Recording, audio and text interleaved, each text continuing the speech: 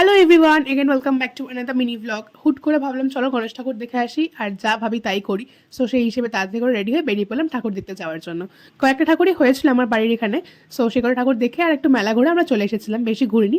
তো চলো শেয়ার করি আমরা কী কী কিনেছি মেলা থেকে। ফার্স্টে আমি, বৌদি, বুনু, জেম্মা, মা, বড়পি সবাই মিলে গেছিলাম। পুরো মেলাটা ঘোরার পর যেখানে সব মেয়েরা আটকায় আমিও সেখানে আটকে গেছিলাম, আই মিন কানের দোকানের ওখান থেকে।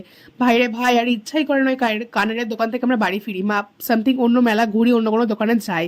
মানে সিরিয়াসলি, মানে কানের এমন একটা জিনিস। আর আরেকটা কথা, কাদের ওখানে খুব বৃষ্টি হচ্ছে বলো তো? আমাদের এখানে কিন্তু খুবই বৃষ্টি হচ্ছে।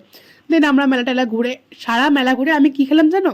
একটা মিষ্টি পান। আমার যে মিষ্টি পান খেতে কি ভালো লাগে। দেন বড় বাপি, যে মা, ওরা সব মথুরা কেক, বাদাম এসব কিনলো।